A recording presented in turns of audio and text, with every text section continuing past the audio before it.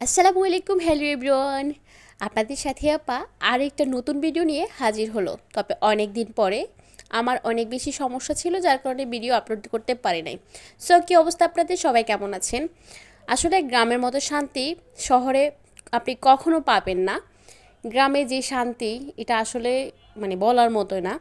যাই হোক, আজকে ঘুম থেকে উঠে প্ল্যানিং করছি। অনেক দিন হলো বানানি খাওয়া হয় না।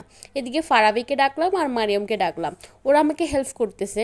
মূলা নিয়ে আসলো, ক্ষীরা নিয়ে আসলো, আরও অনেক কিছু আছে। তবে আমরা এগুলো কিছুই বাজার থেকে আনতে হয় না, সব কিছু আমাদের বাড়ির মধ্যেই আছে।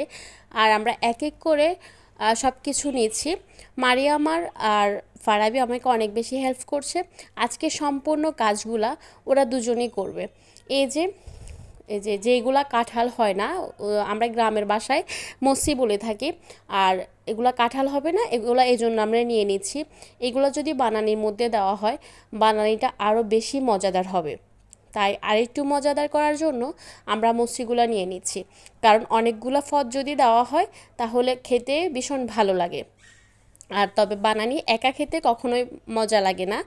অনেকজন একসাথে হয়ে যখন কোনো কিছু বানাই খাবো তখন অনেক বেশি ভালো লাগবে। তাই এদিকে আরও বাড়িতে অনেক মানুষ আছে, আমরা শুধু নিজেদের জন্য করছি না, সবার জন্য করছি। এই যে টমেটো নিলাম, তারপরে হচ্ছে চাউলটা নিলাম। আর এই যে নিজেদের গাছের ক্ষীরা, আমার বেশি গাছ নেই, 5-6টা গাছ আছে। সেই 5-6টা গাছের মধ্যে মাশাল্লাহ আর 3টা ক্ষীরা হলো, সেই 3টা নিয়ে নিলাম। আমার পাড়াবে সব কিছু সুন্দর করে পরিষ্কার করে নিচ্ছে, আর আমি তাকিয়ে তাকিয়ে দেখছি। মাশাল্লাহ, দুজনেই কত কাজের মানুষ। এক এক করে সব কিছু নিয়ে আসলো, আবার সুন্দর করে নিজ হাতেই সব কিছু পরিষ্কার করে নিচ্ছে। আসলে মানে কোনো কিছু বানাই খাবো এরকম যদি প্ল্যানিং থাকে, আমি তখনই কিন্তু ওদের দুজনকে ডাক দিই। আমার শ্বশুরবাড়িতে ওরা দুজনই আমার সঙ্গী বলতে পারেন, যদি ওরা আমার থেকে অনেক বেশি ছোট। যাই হোক, তারপরে এবার নিয়ে আসলো কলা। তবে কলাটা আমাদের গাছের কলা। আমি ভাবলাম যে যেহেতু আমরা অনেক পদ দিচ্ছি, সাথে যদি একটু কলা দিই তাহলে আরও বেশি ভালো লাগবে। তাই যেই কথা সেই কাজ, কলাগুলো এবার সুন্দর করে কেটে নেওয়া হচ্ছে। সবগুলো কেটে নেওয়ার পরে মারিয়াম আমাকে বলতেছে, ভাবি আমি তো আর কাটাকুটা করতে পারবো না, আপনি করেন এবার, সব তো আমিই করে দিলাম। তা আমি বলছি, ভাবিকে হেল্প যেহেতু করতেই চাচ্ছ, আর একটু হেল্প করো, তুমি যতটুকু পারো কাটাকুটা করে নাও, আমি রান্নাটা শেষ করে আসছি, বাকিটা আমি করব। এবার ফারাবি শুধু দৌড়াদৌড়ি করতেছে, এদিক সেদিক যাচ্ছে। আর টুকটাক যা করছে মারিয়ামি কাটাকুটাগুলো করলো, বাকিটা পরে আমি বসে কমপ্লিট করলাম। আর ওদের সাথে বসে বসে গল্প করছি। যাই হোক, ওদের সাথে বসে বসে গল্প করতে কিন্তু আমার ভীষণ ভালোই লাগে।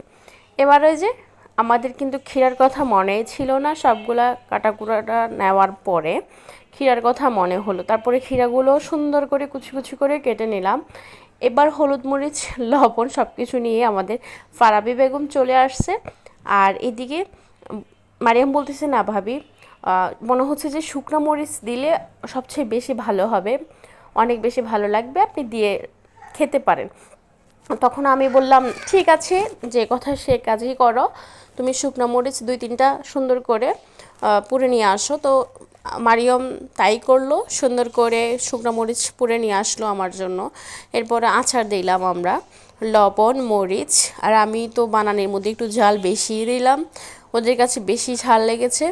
আয়াজ বাবু খুব মজা মজা করে খাচ্ছে আর বলছে, মানে ওর কাছে ঝালও লাগতেছে আবার মজা করে খাচ্ছেও আয়েস বাবা।